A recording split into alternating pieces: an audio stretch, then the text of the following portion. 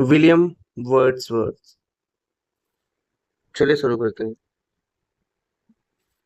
तो Preface to Lyrical Ballads was published in 1800 by William Wordsworth after the first edition of Lyrical Ballads in 1798। तो Wordsworth और Coleridge ने 1798 में lyrical ballads निकाली थी, लेकिन उसका फेमस जो प्रेफेस था वो 1800 के सेकेंड एडिशन में वर्ड्सवर्थ ने लिखा। Matthew Arnold's essays, The Function of Criticism at the Present Times, was published in 1865। ठीक, 1865 में मैथ्यू एर्नोल्ड ने ऐसे लिखा जिसमें क्रिटिसिज्म की इम्पोर्टेंस और रोल को एक्सप्लेन किया गया है। ठीक, I.A. Richards wrote Principles of Literary Criticism in 1924। 1924 में I.A. रिचर्ड्स ने ये बुक लिखी जिसने मॉडर्न लिटरेरी थियरी को स्टैब्लिश करने में बड़ी भूमिका निभाई थी। F.R. Leavitt published The Great Tradition in 1948। 1948 में F.R. लेविस ने ये बुक लिखी जिसमें उन्होंने इंग्लिश नोवेल के मेजर नोवेलिस्ट की एनालिसिस की थी।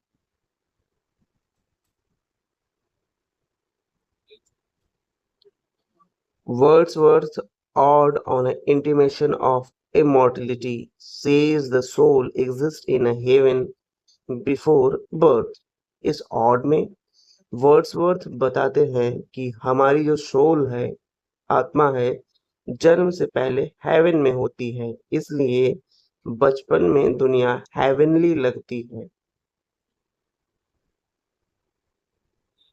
Let nature be your teacher is from Wordsworth's Tintern Abbey।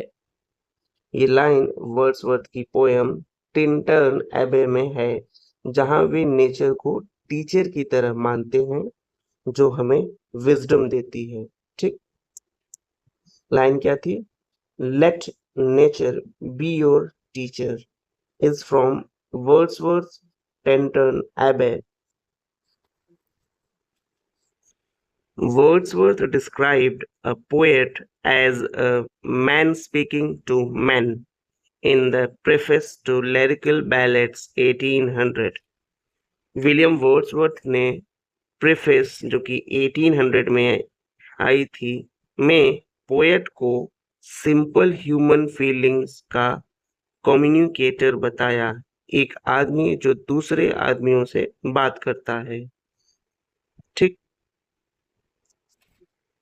The phrase "the still sad music of humanity" appears in a Wordsworth Tintern Abbey 1798। ये लाइन वर्ड्सवर्थ की poem Tintern Abbey में है, जहां nature से जुड़ते हुए वह ह्यूमन सफरिंग और यूनिवर्सल सैडनेस की बात करते हैं। Wordsworth defined poetry as the spontaneous overflow of powerful feelings originating from emotions recollected in a tranquility। Wordsworth ने प्रेफेस में पोएट्री को पावरफुल इमोशन का ओवरफ्लो बताया जो शांत मन से याद की गई फीलिंग से निकलता है। ठीक,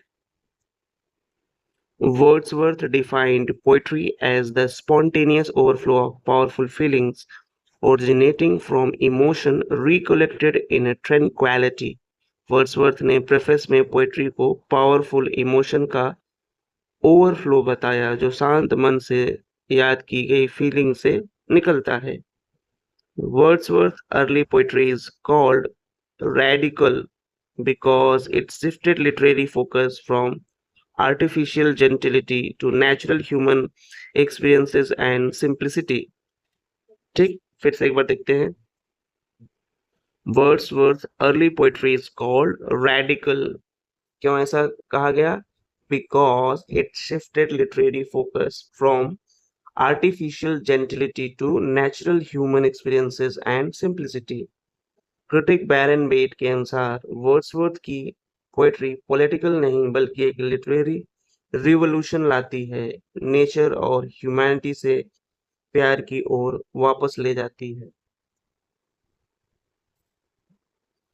Wordsworth Wordsworth stated there neither is nor can be any essential differences between the language of prose and metrical composition. ठीक Wordsworth stated there neither is nor can be any essential differences between the language of prose and metrical composition. Wordsworth का मानना था कि poetry की language simple होनी चाहिए, रोजमर्रा की जिंदगी की तरह। पोएटिक डिक्शन और प्रोज में कोई इसेंशियल डिफरेंसेस नहीं हो। According to Wordsworth, a poet differs from others by having more lively sensibility. Wordsworth कहते हैं कि पोएट ऑर्डिनरी लोगों से इसलिए अलग है क्योंकि उसकी इमोशंस और इमेजिनेशंस ज़्यादा रिफाइंड और सेंसिटिव होती हैं।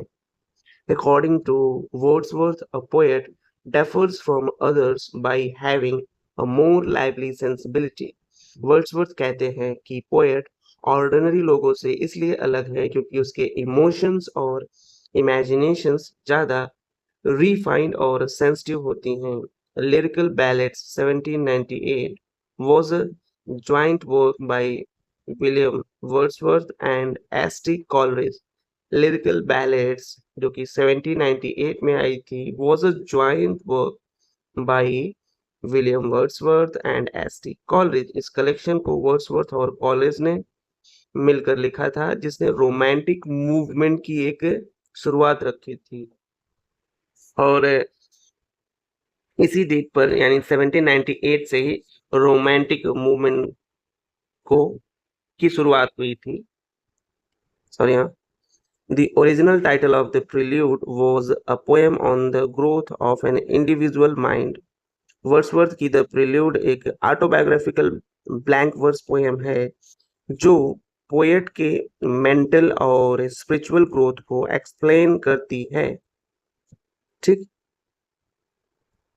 The original title of the prelude was a poem on the growth of an individual mind. ठीक ये वर्ड्सवर्थ की द प्रिल्यूड की एक ऑटोबायोग्राफिकल ब्लैंक वर्स पोएम है जो पोएट के मेंटल और स्पिरिचुअल ग्रोथ को एक्सप्लेन करती है। फिर से एक बार लाइन देखते हैं। A poem on the growth of an individual mind यानी वर्ड्सवर्थ की या द प्रिल्यूड की एक ऑटोबायोग्राफिकल ब्लैंक वर्स है जो पोएट की मेंटल और स्पिरिचुअल ग्रोथ को एक्सप्लेन करती है। Lyrical ballads was first published in 1798 marking the start of the romantic movement. 1798 में वर्ड्सवर्थ और कॉलरिज ने लिरिकल बैलेड्स पब्लिश की जिसमें 23 पोएम्स थीं और यह रोमांटिसिज्म का यह फाउंडेशन मानी जाती है। लिरिकल बैलेड्स कब आई थी? 1798 में। According to Wordsworth, imagination is like a noble living and the noble deed. ठीक According to Wordsworth, imagination is like noble living and the noble deed. Wordsworth के अनुसार इमेजिनेशन क्रिएटिव पावर है जो simple rustic life को भी deep beauty और meaning दे सकती है। ठीक The correct chronological order is egotistical sublime. तो करेक्ट chronological order है egotistical sublime,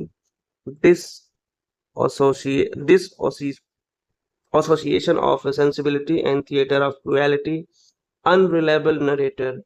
ठीक कीट्स ने 1818 में egotistical sublime टर्म इस्तेमाल किया। इलियट ने 1921 में डिसोसिएशन ऑफ सेंसिबिलिटी और आर्ट्यूड ने 1930s में theatre of cruelty, when both ने 1961 में अनरिलायबल नरेटर टर्म दिया था। ठीक, एक बार फिर इसे देखते हैं। ठीक, the correct chronological order is egotistical sublime, disassociation of sensibility, theater of cruelty, unreliable narrator। Keats ने 1818 में egotistical sublime टर्म इस्तेमाल किया। इलियट, टी एस इलियट ने 1921 में disassociation of sensibility, और आर्टूर 1930s में theater of cruelty। Wayne Booth ने 1961 में अनरिलायबल नरेटर टर्म दिया था। The phrase poetry is the first and the last of all knowledge. It is as immortal as the heart of man was stated by Wordsworth। ठीक, the phrase poetry is the first and last of all knowledge. It is as immortal as the heart of man was stated by William Wordsworth। Wordsworth ने preface to lyrical ballads में कहा कि poetry human emotion और universal truth की सबसे गहराई से express करती है। Wordsworth first expressed his views on a nature and function of a poetry in an advertisement attached to 1798 edition of Lyrical Ballads। Wordsworth ने शुरुआत में अपने पोएटिक प्रिंसिपल्स को एडवर्टाइजमेंट में बताया, जिसे बाद में प्रीफेस 1800 में डिटेल्ड किया। Wordsworth's central aim in a lyrical ballads was to choose incidents and situation from common life। Wordsworth ने प्रेफेस में कहा कि पोएट्री का मेन गोल सिंपल और कॉमन लाइफ को रिप्रेजेंट करना है ताकि रीडर्स नेचुरल इमोशन से जुड़ सकें। The 1798 edition Lyrical Ballads did not mention the names of either poet। पहले एडिशन में ना वर्ड्सवर्थ का नाम था ना कॉलरिज का। ये पोएट्री सिर्फ पोएम्स के जरिए जज होने के लिए पब्लिश हुई थी। The river mentioned in Tintern एबे इज द वे। वर्ड्सवर्थ की लॉन्ग पोएम का पूरा टाइटल बताता है कि ये वेन नदी के किनारे रिविजिट करने पर लिखा गया था। The lines "No nightingale did ever chant more welcome notes" appear in Wordsworth The Solitary Reaper। ये फेमस लाइन वर्ड्सवर्थ की नेचर और रूरल लाइफ की प्रशंसा को दिखाती है, जहां एक रैपर का सॉन्ग नाइटिंगेल से कंपेयर किया गया है। The Borderer is a product of the latter phase of Wordsworth's career and is a tragedy in a 5 acts। यह ड्रामा वर्ड्सवर्थ के अर्ली एक्सपेरिमेंट था जिसने बाद में उनके ब्लैंक वर्स स्टाइल की नींव रखी। The stanza "Water the theme" The song could have no ending is from The Solitary Reaper। Wordsworth इस पोएम में रेपर की एंडलेस सॉन्ग को इमॉर्टल ब्यूटी और मिस्ट्री का सिंबल मानते हैं। The stanza water what are the theme the stanza what are the theme ये थी स्टेंजा। वो the song could have no ending is from the solitary reaper. Wordsworth इस poem में reaper के एंडलेस सॉन्ग को immortal beauty और mystery का एक सिंबल मानते। Reference to Protes and Old Turton appear in The World is Too Much with Us। ये sonnet materialism की क्रिटिसिज्म करता है और ग्रीक सी गॉड्स का जिक्र करके लॉस्ट हार्मनी विद नेचर को दिखाता है। Wordsworth's first published poem, An Evening Walk and Descriptive Sketches, 1793, shows influence French poets like Rocher and Daly। ये पोएम फ्रेंच पोएटिक स्टाइल और डिस्क्रिप्टिव नेचर इमेजरी में से इंस्पायर्ड है। In a memorial verses, Matthew Arnold paid tribute to Wordsworth, calling him the healer of modern pain। Arnold ने Wordsworth को poetry का एक moral guide और ह्यूमन सफरिंग का कंफर्टर बताया। According to Wordsworth, a poet is a man speaking to men। endowed with a more lively sensibility, more enthusiasm and tenderness. Wordsworth ने poet को ordinary इंसानों जैसा बताया, बस उसमें ज्यादा सेंसिटिविटी और इंथुजियाज्म और टेंडरनेस होती है.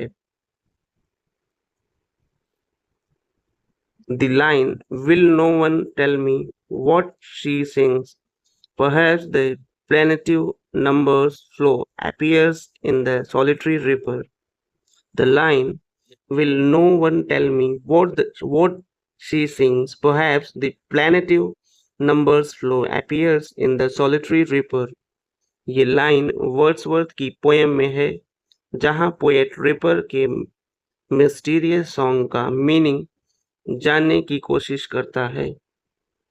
The line, "Thy soul was like a star and dwelt apart," occurs in a Wordsworth poem, London 1802. ठीक, लंदन 1802. इस सोनेट में वर्ड्सवर्थ ने मिल्टन को मोरल स्ट्रेंथ और प्योर सोल का एग्जाम्पल बताया है. The Inner Vision 1909 to 1914 is not written by John Milton. It is by Wordsworth. Milton ने Ode on the Morning of Christ's Nativity and on the late masquerade in a Piedmont और on his arriving at the age of 23 लिखी, लेकिन The Inner Vision उनकी नहीं है. ये John Milton की है.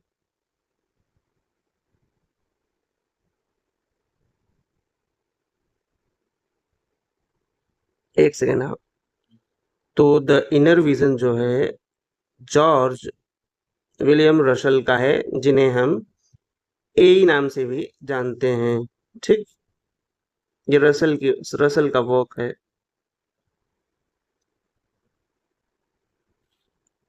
In the solitary reaper, the solitary highland losses. In the solitary reaper, the solitary highland lass refer to Scottish girl. यह poem एक स्कॉटिश गर्ल की बात करती है जो खेतों में अकेले काम करते हुए गा रही है, और उसका सॉन्ग पोएट के दिल में बस जाता है. एलम और The Progress of the Mind 1715 is not written by John Milton, it was written by Matthew Perrier. Milton ने ऑफ एजुकेशन, एरोपैगेटिका और ऑन शेक्सपियर लिखी है, लेकिन एलम मैथ्यू पेरियर की रचना है. एमसीक्यूज में आया था ऐसा.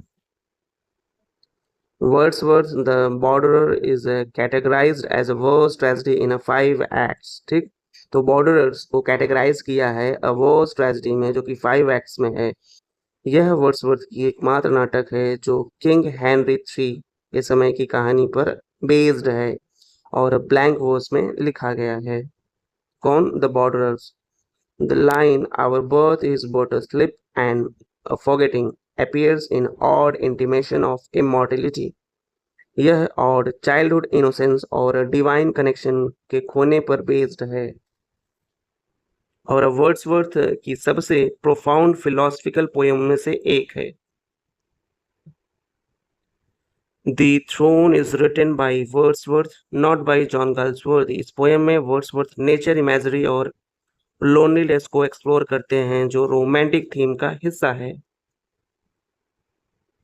Among John Galsworthy works, Admonition to a Traveler is not his creation. It was written by Wordsworth. Wordsworth की यह पोएम नेचर और ट्रैवल एक्सपीरियंसेस पर आधारित है, जबकि गाल्सवर्दी ने नोवेल्स और प्लेज लिखे हैं. S.T. Coleridge. S.T. Coleridge referred to William Wordsworth as ever enduring man. Coleridge ने वर्ड्सवर्थ की पोएटिक पावर और डेप्थ को अप्रिशिएट करते हुए यह फ्रेज इस्तेमाल किया था. क्या फ्रेज था? Ever enduring man. ठीक, the line, "Thou hadst a voice whose sound was like the sea, pure as the necked heaven's majestic free," is written by John Milton. यह एक्सट्रैक्टेड वर्ड्सवर्थ की sonnet London 1802 से है, जहां Milton को moral strength और liberty का प्रतीक बताया गया है. Wordsworth is moved by girls song in the solitary river.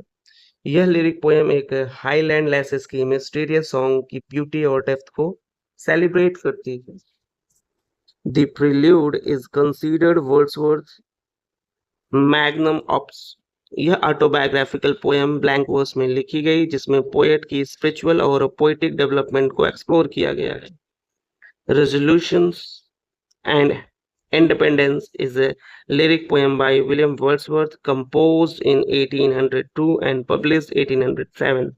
इस पोएम में पोएट ने लाइफ स्ट्रगल और सफरिंग के सामने करेज और सेल्फ रिलायंस की इम्पोर्टेंस को हाईलाइट किया है।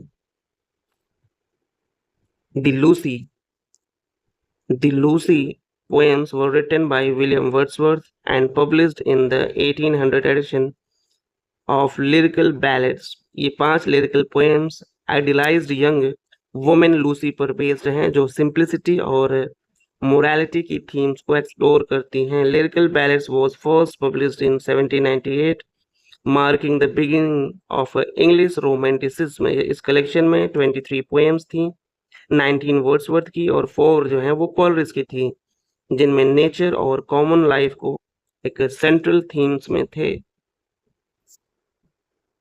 Wordsworth addresses his sister ड्रॉथी in a Tintern एबे। पोएम के लास्ट सेक्शन में वर्ड्सवर्थ ड्रॉथी को नेचर की हीलिंग पावर का एक्सपीरियंस कराने की बात करता है।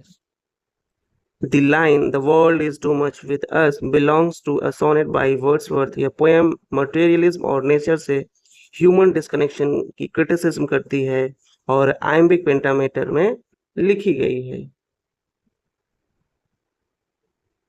Wordsworth defined poetry as emotion recollected in a tranquility in his preface to lyrical ballads। इसका मतलब है पोएट्री स्पॉन्टेनियस इमोशन से आती है लेकिन शांत मन में उन इमोशन को याद करके लिखी जाती है। The term lake poets refers to the Wordsworth, Coleridge and Southey। ये तीनों पोएट लेक डिस्ट्रिक्ट के यानी कंबोरिया में रहते थे और रोमांटिक मूवमेंट में नेचर और रूरल लाइफ पर फोकस करते थे, इसीलिए इन्हें लेक डिस्ट्रिक्ट पोएट कहा जाता था। Wordsworth only Play the Borderers is a verse tragedy set during the reign of King III। 1795 to 97 के बीच लिखे गए इस प्ले का थीम बीट्रेल और मोरल डिलेमा है। The river way is mentioned Wordsworth poem Tintern एबे। इस पोएम में वर्ड्सवर्थ ने नेचर की हीलिंग पावर और चाइल्डहुड मेमोरीज को सेलिब्रेट किया है। Lyrical ballad 1798 is called the Magna Carta of Romanticism। Lyrical ballads को मैग्ना कार्टा ऑफ रोमांटिसिज्म कहा जाता है क्योंकि इस कलेक्शन ने रोमांटिक मूवमेंट की एक शुरुआत की जहां नेचर, इमोशन और सिंपल लैंग्वेज को पोएट्री का आधार बनाया गया। Wordsworth's autobiographical poem on his childhood is The Prelude। ठीक, Wordsworth's autobiographical poem on his childhood is The Prelude। The Prelude यह ब्लैंक वर्स में लिखा गया एक बड़ा वर्क है जिसमें पोएट अपने इमेजिनेटिव और स्पिरिचुअल ग्रोथ को एक्सप्लोर करता है। The line "Wisdom is oft times nearer when we stop than when we soar" appears in the Excursion 1814। ये पोएम ह्यूमिलिटी और मोरल विजडम की इम्पोर्टेंस को हाईलाइट करती है।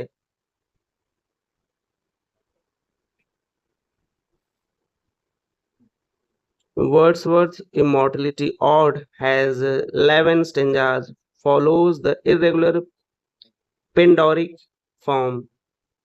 ठीक, Wordsworth's Immortality Ode has 11 stanzas and follows irregular Pindaric form। यह poem childhood innocence और memory और स्पिरिचुअल विजन के लॉस और रिकवरी पर बेस्ड है।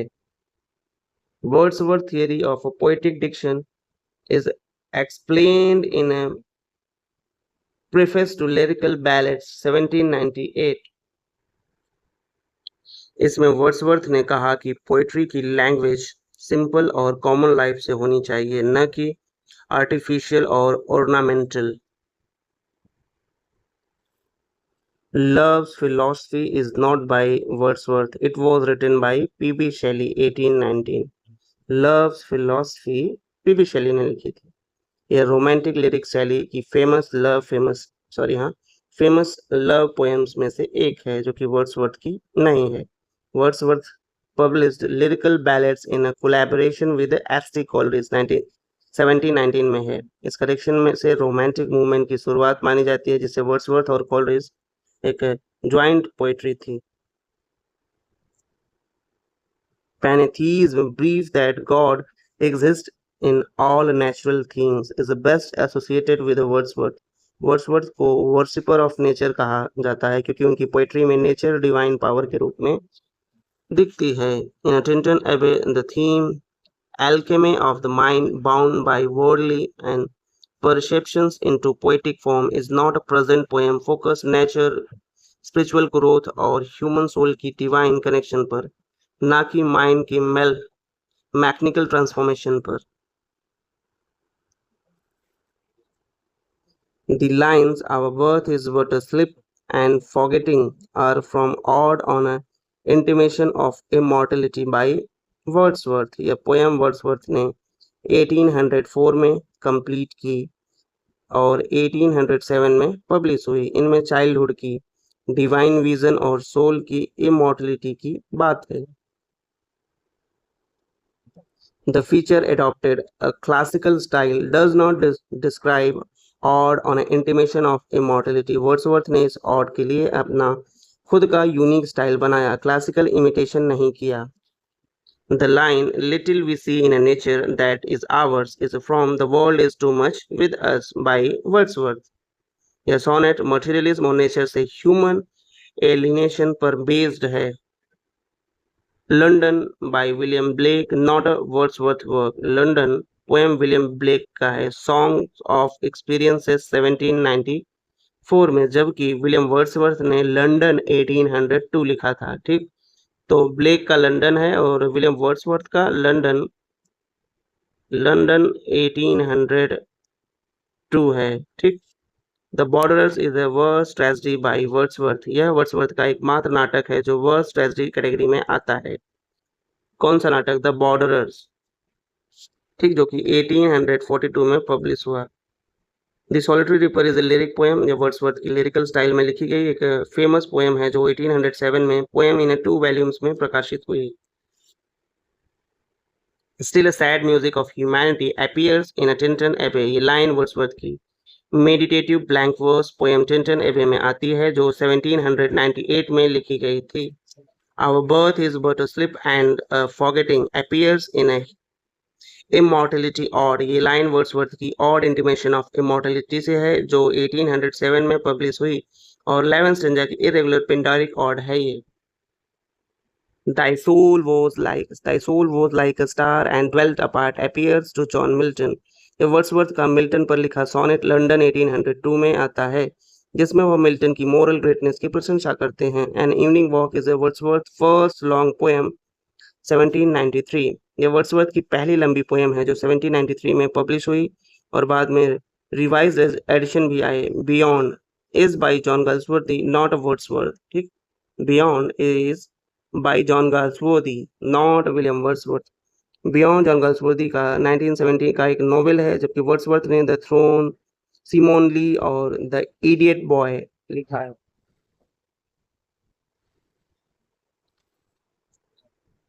Coleridge called Wordsworth an ever enduring man। ST. Coleridge ने यह फ्रेज अपने पोएम टू विलियम वर्ड्सवर्थ 1807 में यूज किया जब वर्ड्सवर्थ ने द प्रिल्यूड पढ़ा। हाँ, करेक्ट है। In daffodils the rhyming words are trees and breeze. पहले स्टेंजा की आखिरी 2 लाइंस में rhyme words trees and breeze जो नेचर की हार्मोनी को दिखाते हैं। Host in daffodils means a whole army of flowers. यहाँ होस्ट का मतलब एक बड़ी संख्या में फूलों का समूह है, जैसे एक आर्मी जो ब्यूटी और अबाउडेंस को दर्शाता है। Lyrical Ballads was first published in 1798 by Wordsworth and Coleridge. 1798 में वर्ड्सवर्थ और कॉलरिज ने लिरिकल बैलेड्स पहली बार पब्लिश की, जिसने रोमांटिक एज की शुरुआत की। The prelude has the subtitle Growth of a Poet Mind. Growth of a Poet's Mind. Wordsworth की ऑटोबायोग्राफिकल पोएम द प्रिल्यूड का subtitle growth of a poets mind है, जो कि यह 1850 में एक पॉस्थुमसली पब्लिश्ड हुई थी, मरणोपरांत यानी विलियम वर्ड्सवर्थ के। Tinton Abbey is called the fine flower of 18th century meditative poetry. Wordsworth की पोएम टिंटन एबे को 18th century की सबसे मेडिटेटिव पोएट्री कहा गया। यह 1798 में पब्लिश हुई। The child is a father of the man. The child is father of the man is from Wordsworth poem My Heart Leaps Up 1802. My Heart Leaps Up में ये line आई है The child is father of the man. ये famous line Wordsworth की छोटी सी poem my heart leaps up 1802 से ली गई है, जो नेचर और चाइल्डहुड की कॉन्टिन्यूटी को दिखाती है। The Prelude consists of 14 books and is an autobiographical poem. Wordsworth की line The Prelude blank verse में लिखी गई ऑटोबायोग्राफिकल पोएम है, जिसमें 14 बुक्स हैं। यह 1850 में पब्लिश हुई। Lyrical ballads was published at Bristol not a Cockermouth, so option C is wrong. Wordsworth ने अपनी ऑटोबायोग्राफी में माना कि शुरुआत में वह पोप की स्टाइल इमिटेट करते थे, लेकिन लिरिकल बैलेट्स जो है कॉकरमाउथ में नहीं, ब्रिस्टोल में पब्लिश हुई थी। For Wordsworth nature is both law and impulse. Wordsworth के लिए नेचर सिर्फ ब्यूटी नहीं थी, बल्कि मोरल लॉ और क्रिएटिव इम्पल्स का एक सोर्स भी थी। The child is the father of a man is from a Wordsworth poem My Heart Leaps Up. ये लाइन वर्ड्सवर्थ की short poem My Heart Leaps Up जो कि 1802 से जो चाइल्डहुड और लाइफ की कंटिन्यूटी की फिलॉसफी को दिखाती है। The lines obsessed bird fit have for thee are from Wordsworth poem To the Cuckoo. To the Cuckoo Wordsworth ने यह लाइन अपनी पोएम To the Cuckoo में लिखी थी, जो मार्च 1802 में लिखी गई और 1807 में पब्लिश हुई थी। Lyrical Ballads was first published in 1798 by Wordsworth and Coleridge. Wordsworth और Coleridge की joint poetry collection lyrical ballads पहली बार 1798 में पब्लिश हुई। इसमें 23 पोएम्स थी। The Prelude is Wordsworth's autobiographical poem subtitled Growths of a Poet Mind. The Prelude blank verse में लिखी गई है, जिसका सब टाइटल है growth of a poets mind. ठीक, यह ऑटोबायोग्राफी है, 14 बुक्स में डिवाइड है और पोएट्स मेंटल डेवलपमेंट को दिखाती है। Wordsworth said he was fostered by two influences, beauty and fear. Wordsworth ने माना कि बचपन में उसकी सोच और कल्पना नेचर की ब्यूटी और फियर से प्रभावित थी। The quote one impulse from a vernal wood is from Wordsworth poem the tables turn. ये लाइन वर्ड्सवर्थ की पोएम द टेबल्स टर्न 1798 से है, जिसमें नेचर को टीचर और मोरल गाइड बताया गया है। The word recently in the given sentence is an adverb. The word recently in the given sentence is an adverb. Recently पूरे sentence को modify कर देते हैं, action और statement time बताता है। Wordsworth never said that poetry must use morality and virtue as its main theme.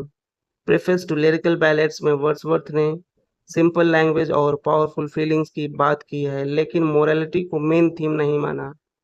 Wordsworth said poems like The Table's Turn were inspired by his friends Matthew. Wordsworth ने बताया कि poem अपने friend Matthew यानी book lover को address करती है और nature को बुक से बेहतर टीचर मानती है। Odd intimation of immortality is Wordsworth representative irregular odd। यह odd पिंडारिक फॉर्म में 11 स्टेंजा की है, जिसमें चाइल्डहुड मेमोरीज और इमोर्टलिटी की थीम्स को एक्सप्लोर किया गया है। In the solitary ripper the Reaper's songs is compared to Nightingale and Cuckoo. Wordsworth ने रिपर की गीत को नाइटिंगेल की स्वीटनेस और कुकू की फ्रेशनेस से भी अधिक मेलोडियस बताया।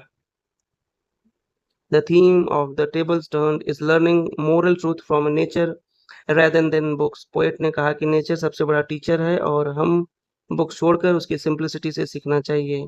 किसकी? नेचर की सिंप्लिसिटी से। Wordsworth explained that I wandered lonely as a cloud expresses a simple feeling and impressing the imagination, not a full act of it. इस नोट में वर्ड्सवर्थ ने कहा कि यह कविता इमेजिनेटिव एफर्ट नहीं बल्कि एक सिंपल और नेचुरल फीलिंग की स्पॉन्टेनियस इंप्रेशन को दिखाती है। X Expostulation and reply shares the same theme as the tables turned nature as the best teacher over a books। दोनों पोएम्स में पोएट ने कहा कि रियल विजडम बुक्स में नहीं बल्कि नेचर के एक्सपीरियंशियल लर्निंग में है। The real version of the prelude was published in 1850 after a Wordsworth's death। यह वर्ड्सवर्थ की ऑटोबायोग्राफिकल पोएम है जो उनकी लाइफ, पोएटिक ग्रोथ और डिटेल्स में दिखती है। The leech gatherer appears in a Wordsworth poem resolution and independence 1802। इस पोएम में पोएट एक ओल्ड लीच गैदरर से मिलता है जो पेशेंस और इंड्योरेंस का एक सिंबल है। I wandered lonely as a cloud, asserted that the poet moved aimlessly as the cloud। इसका मतलब पोएट एक वॉन्डरिंग भी उतना ही पर्पसलेस है जितना स्काई में एक फ्लोइंग क्लाउड होता है। ठीक। I wandered lonely as a cloud asserts that the poet moved as aimlessly as the cloud। इसका मतलब पोएट एक वॉन्डरिंग भी उतना ही है, पर्पसलेस था जितना कि स्काई में एक फ्लोटिंग क्लाउड होता है।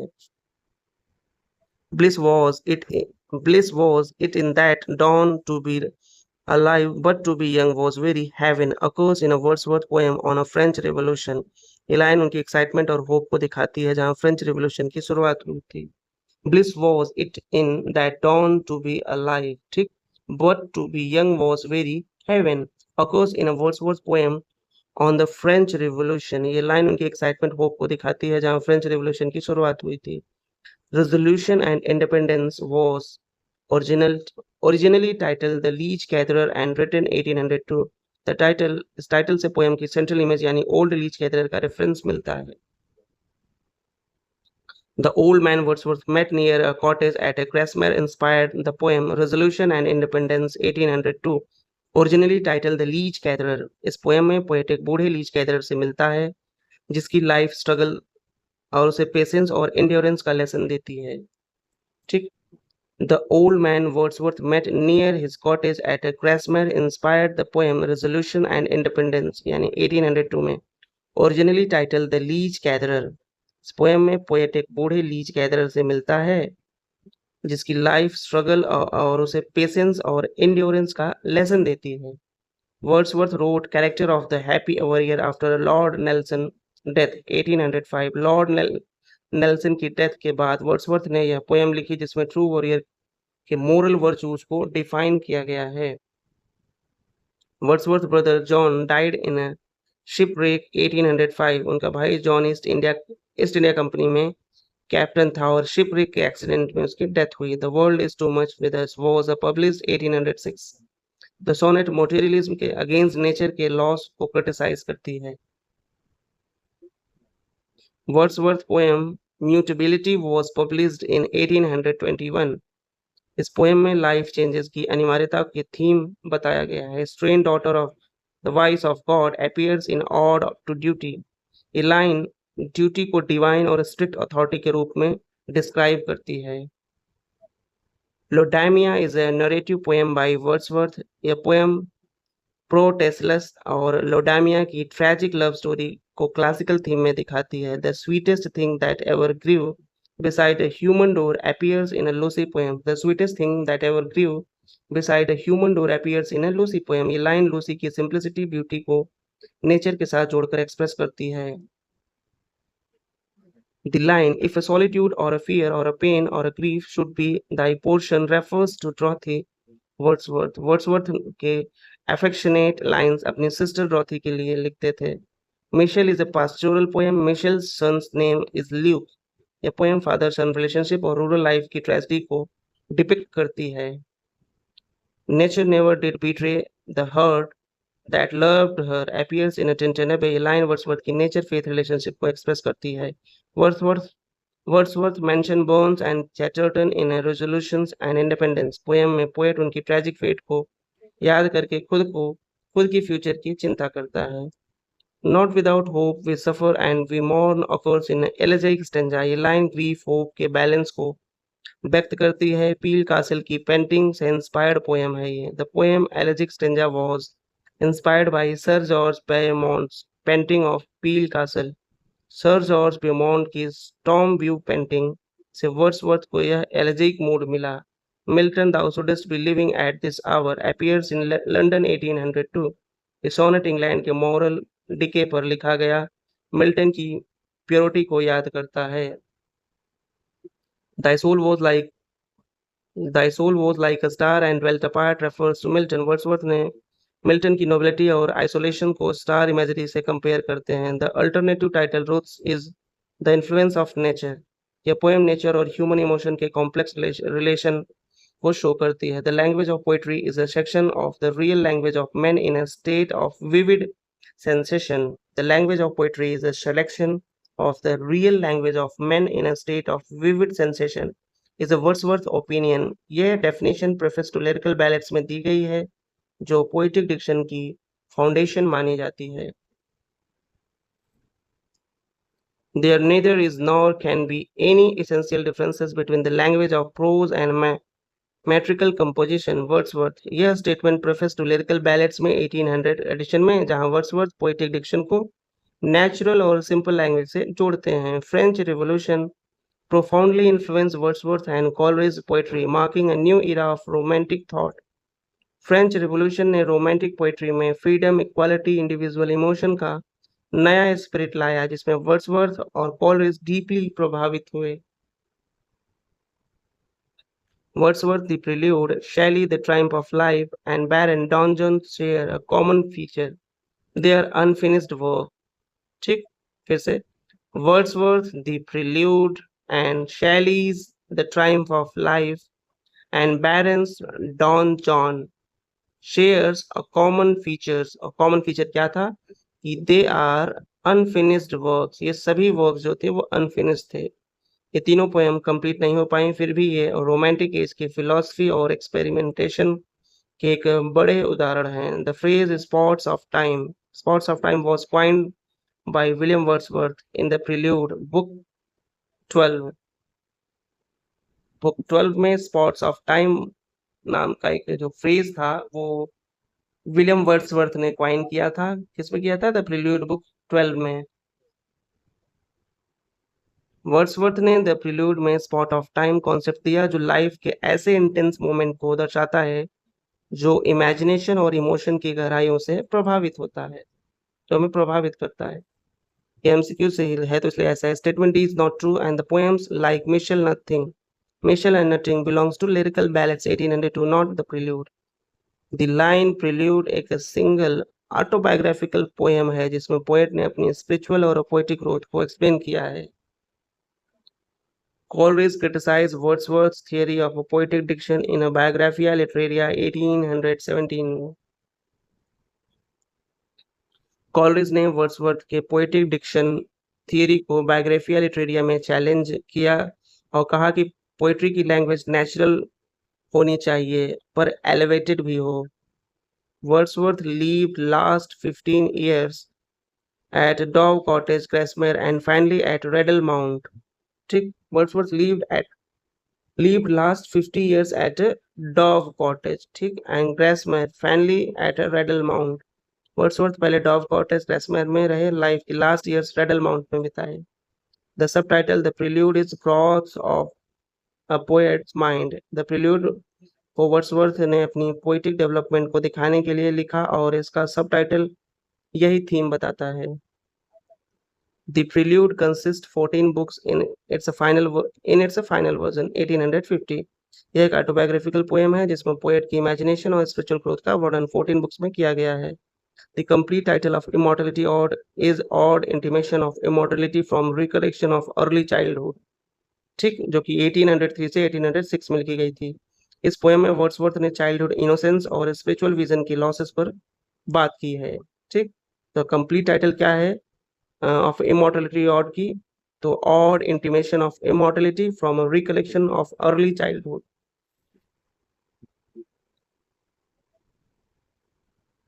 Wordsworth calls a child's best philosopher and mighty prophet and seed blessed in odd intimation of immortality.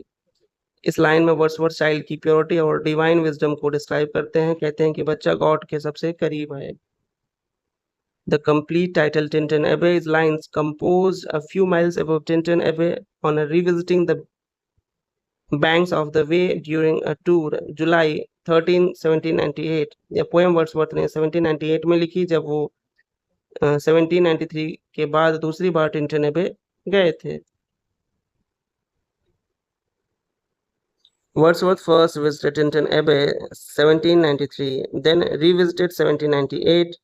पहली बार विजिट 1793 में और फिर 5 साल बाद 1798 में उन्होंने पोएम कंपोज की थी टिंटन एबे। Lines compose few miles above Tintern एबे। ठीक,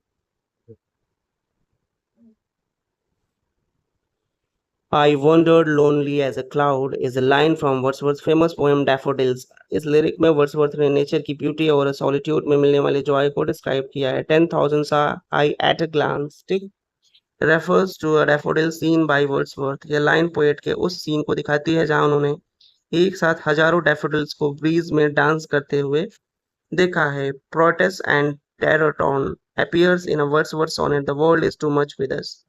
यह ग्रीक सी गॉड्स पोएम में नेचर और मैथोलॉजिकल इमेजरी को जोड़ने के लिए इस्तेमाल किए गए हैं। The sea that bears her bosom to the moon is also from The World is Too Much With Us। ये लाइन नेचर की ब्यूटी और मैन की मटेरियलिज्म और कॉन्ट्रास्ट को हाईलाइट करती है। The lines the Shakespeare's fact, the faith and morals hold which Milton held appears in the sonnet It is not to be thought of that flood. इस poem में Wordsworth England की spiritual heritage और national pride को express करते हैं। The name Michael's cottage in a Wordsworth pastoral poem Michael is the evening star. यह poem shepherd's Michael की tragic story बताती है, उसके लाइफ वैल्यूज को रिफ्लेक्ट करती है।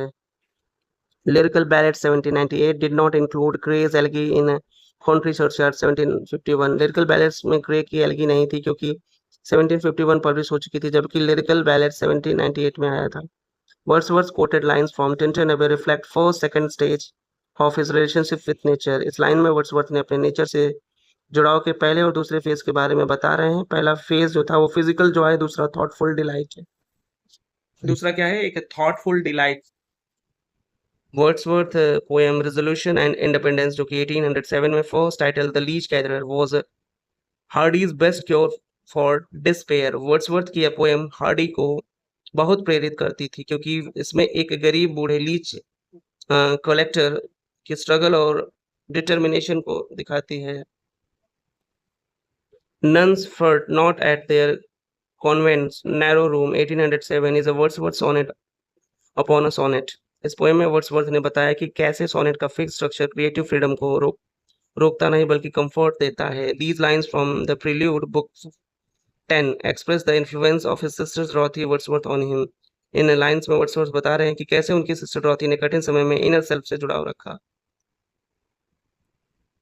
The moon doth with delight look round her when the heavens are brave appears in odd intimation of immortality। The moon doth with delight look round her when the heavens are bare appears in odd intimation of immortality। ये line Wordsworth की immortality odd से है जिसमें nature की eternal beauty का जिक्र है। We are pressed by heavy laws occurs in the fountain. इस पोएम में वर्ड्सवर्थ की लाइफ के कठिन नियमों और चेंजेस को रिफ्लेक्ट करते हैं। The first line the prelude is O there is blessing in this gentle breeze. Prelude की ओपनिंग लाइन नेचर के जेंटल टच और स्पिरिचुअल ब्लेसिंग को दर्शाती है। It was an act of stealth refers to the boating episode in the prelude. ये line Wordsworth के childhood boating और experiences की है जहां नेचर का सबलाइम पावर दिखता है। Dust as we are, the immortal spirit growth like harmony in a music। is from the prelude book first. ठीक, dust as we are the immortal spirit grow like a harmony in a music is from the prelude book first. यहाँ Wordsworth कह रहे हैं कि मनुष्य मॉर्टल है लेकिन आत्मा इटर्नल है, ठीक, जैसे संगीत की हार्मोनी। फिर से लाइन देखते हैं, dust as we are the immortal spirit grows like a harmony in a music is from the prelude book first. Phrase to end thanks to the means which nature designed to employ is from the prelude book first. इसमें nature को guide और teacher के रूप में thank किया गया है। A 6-year darling of Pagany size refers to Coleridge's child Hartley. यह डिस्क्रिप्शन हर्टली कॉलरिज का है जिसे वर्ड्सवर्थ ने टेंडर अफेक्शन से लिखा है। The still sad music of humanity comes from Tinton Abbey. ये लाइन वर्ड्सवर्थ के फिलोसफिकल मूड को दिखाती है, नेचर के साथ ह्यूमन लाइफ की sad reality. John Chrome ransom calls Wordsworth on off the Giants of English poetry. Critic ransom ने Wordsworth को इंग्लिश पोइट्री के महानतम पोएट्स में रखा। J.C. Smith calls Wordsworth Mountain the most massive in the Romantic Revival. Smith ने Wordsworth की towering position को romantic as में माउंटेन की तरह बताया। Matthew Arnold calls Wordsworth one of the chief glories of English poetry. Arnold के अनुसार Wordsworth English poetry की सबसे बड़ी शान है। Robert browning calls Wordsworth a lost leader. Browning ने कहा कि वर्ड्सवर्थ ने रेडिकल आइडियाज छोड़कर कंजर्वेटिव अप्रोच अपना ली। शैली is called Wordsworth a moral यूनक। शैली ने वर्ड्सवर्थ को क्रिटिसाइज करते हुए कहा कि उन्होंने पोएटिक मोरालिटी को खो दी है। Aldous Huxley said Wordsworth never left the Lake District so the missed nature red in tooth and claw. Huxley का मतलब था कि वर्ड्सवर्थ ने नेचर का वायलेंट और हार्ड साइड एक्सपीरियंस नहीं किया है क्योंकि वो ज्यादा बाहर नहीं गए। Every great poet is a teacher. I wish to be considered as a teacher or as a nothing. Wordsworth खुद मानते थे कि पोइट्री का अल्टीमेट गोल मोरल और स्पिरिचुअल अपलिफ्टमेंट है। क्या है? Moral and spiritual upliftment. We are laid asleep in a body and became a living soul. Living soul of course in tension है। ये लाइन दिखाती है कि नेचर से जुड़कर इंसान फिजिकल से स्पिरिचुअल लेवल तक अपलिफ्ट होता है। Professor Herbert read said the prelude places Wordsworth as a revolutionary man, poet and high priest of nature. Red के अनुसार, हर्बर्ट रेड के अनुसार द प्रील्यूड में वर्ड्सवर्थ के चारों रूप सामने आते हैं, रेडिकल थिंकर से लेकर नेचर वर्शिपर तक। Wordsworth met Coleridge 1797। दोनों की मीटिंग रोमांटिक मूवमेंट के लिए एक टर्निंग पॉइंट थी। Wordsworth best work 1798 to 1808 was under a Coleridge influences. इस डिके में वर्ड्सवर्थ की greatest poems lyrical ballads prelude की शुरुआत यानी लिखी गई थी। वर्ड्सवर्थ के great idol was Milton. Wordsworth ने मिल्टन को पोएटिक जीनियस और मोरल फोर्स का आदर्श माना। Wordsworth prefers to lyrical ballads says to choose incidents from common life and describe them in a selection of language really used by man.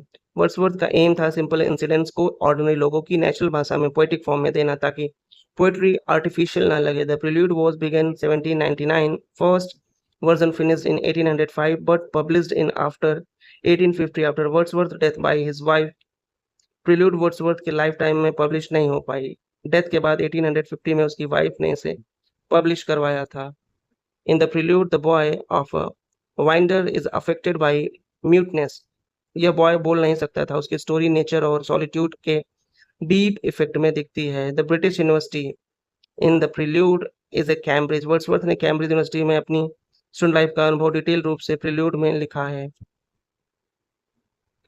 Wordsworth overcome his mood of dependency in a resolution and independence by interacting with a leech gatherer. यह poem Wordsworth की उस real meeting पर based है जहां एक गरीब बूढ़े Leach collector की डिटर्मिनेशन ने उन्हें इंस्पायर किया था। James Russell Lowell's calls Wordsworth the historian of Wordsworthshire. Lowell का मतलब वर्ड्सवर्थ ने अपनी सराउंडिंग्स और लेक डिस्ट्रिक्ट लाइफ को डिटेल में इमोर्टलाइज किया है। Shelley said Wordsworth was hardly a man but a wandering spirit with a strange adventures and no end to them. शैली ने वर्ड्सवर्थ को एक रेस्टलेस एवर सीकिंग स्पिरिट की तरह डिस्क्राइब किया है. The charge of tribalism can be brought against Wordsworth's work. Charge of tribalism can be brought against Wordsworth's work. कुछ critics मानते थे कि वर्ड्सवर्थ अक्सर बहुत ऑर्डिनरी सब्जेक्ट्स पर पोएम्स लिखते हैं. A large portion of Wordsworth's work is considered uninspired. Critics के अनुसार वर्ड्सवर्थ की कुछ लेटर राइटिंग्स में पोएटिक एनर्जी कम हो गई थी. A poet could not but gay in such a jocund company appears in a daffodils. ये लाइन नेचर के जॉयफुल कंपनी डैफोडिल्स फ्लावर्स में पोएट की खुशी को दिखाती है. We are a selfish man, oh raise us up, return to us again occurs in London 1802. Wordsworth Milton को invoke करते हैं कि वो फिर से आए और मोरल स्ट्रेंथ दें. I behold in thee what I was once, said by Wordsworth. ये लाइन उनके यंगर सेल्फ या किसी आइडल को देखकर स्पोकन है. There neither is nor can be any essential differences between the language of prose and metrical composition. Wordsworth. ये line preface to lyrical ballad से है जहां उन्होंने पोएट्री की सिंपल लैंग्वेज को जस्टिफाई किया है. T.S. Eliot criticized Wordsworth for not practicing his own poetic theory. Eliot का कहना था कि वर्ड्सवर्थ अपनी स्टेटेड थियरी ऑर्डिनरी लैंग्वेज को पूरी तरह फॉलो नहीं करते हैं. Goethe remarked, classicism is health and romanticism is a disease. Goethe ने रोमांटिक एक्सेस को अनहेल्दी कहा जबकि क्लासिसिज्म को बैलेंस्ड माना.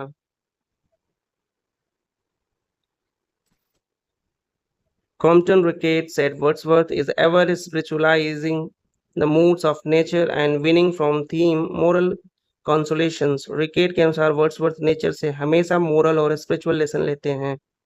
Matthew Arnold said Wordsworth had no marked style of his own.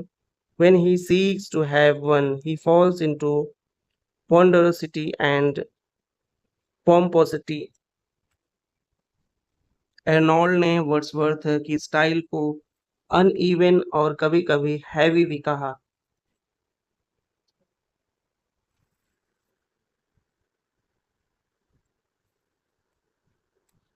Emerson called immortality odd the high watermark of poetry.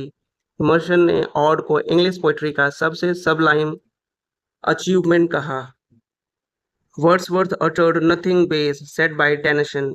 Tennyson का मतलब है कि वर्ड्सवर्थ की पोइट्री में हमेशा प्योरिटी और मोरल डिग्निटी रही है.